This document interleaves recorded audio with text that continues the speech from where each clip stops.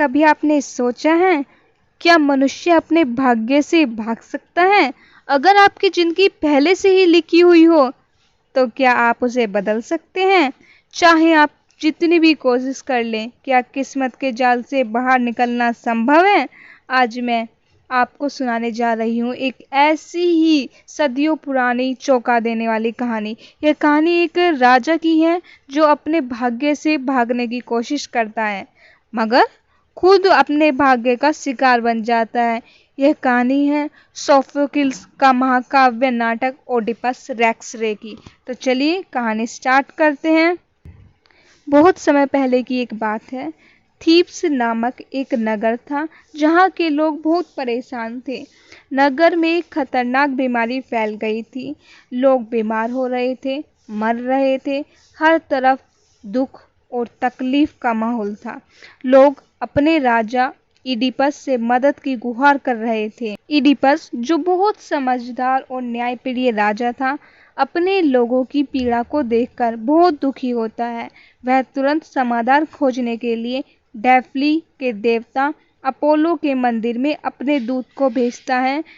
जब ओरेकल से उत्तर आता है तो सभी हैरान हो जाते हैं। उत्तर यह था जब ओरेकल से उत्तर आता है तो सभी हैरान हो जाते हैं। उत्तर यह था, जब तक राजा लायस के हत्यारे को सजा नहीं मिलती तब तक थीब्स नगर इस महामारी से मुक्त नहीं होगा। अब ओडिपस खुद इस हत्यारे को ढूंढने के लिए तैयार हो जाता है। उसे बिल्कुल भी अंदाजा नहीं होता कि जिसे वह ढूंढ रहा है वह व्यक्ति और कोई नहीं बल्कि खुद इडिपस ही है। इडिपस अपने दरबार में अंधे भविष्यवक्ता टायरेसिस को बुलाता है। टायरेसिस पहले तो सच बताने से मना कर देता है, लेकिन इडिपस के दबाव देने पर टायरेसिस बताता है कि तू ही लायस का हत्यारा है।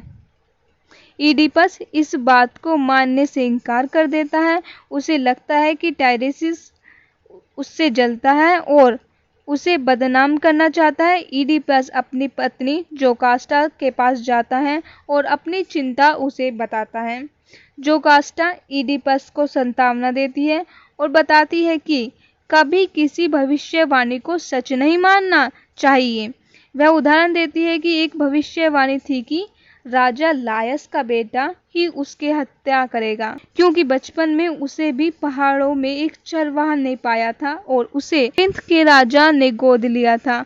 अब इडिपस धीरे धीरे सच्चाई की करीब पहुंच जाता है। इडिपस पता लगवाता है कि वही लायस का बेटा है और उसने अनजाने में अपने असली पिता की हत्या कर दी है और अपनी असली माँ जोकास्टा से विवाह कर लिया है। इसलिए उन्होंने अपने बेटे को जन्म के तुरंत बाद पहाड़ों से फेंक दिया था। इडिपस यह सुनकर चौंक जाता है। यह जानकर जोकास्टा दुख को फांसी लगा लेती है। इडिपस खुद को अंधा कर लेता है क्योंकि वह अब अपनी करनी को देख नहीं सकता। इडिपस का अंत बहुत ही दुखद होता है। वह अपने नगर को छोड़कर जंगलों में भटकने के लिए निकल जाता है। सोफोक्लिस का यह नाटक हमें सिखाता है कि किस्मत से कोई नहीं भाग सकता। कभी कभी इंसान जितना बचने की कोशिश करता है, किस्मत उतना ही उसे रास्ते पर ले जाती है। अत्यधिक घमंड भी इंसान के पतन का कारण बन सकता है। ये थी ओडिपस रेक्स रे की पूरी कहानी। एक ऐसी कहानी जो आज भी हमें सोचने पर मजबूर कर देती है कि क्या इंसान सच में अपनी किस्मत बदल सकता है या फिर सब कुछ पहले से तय होता है।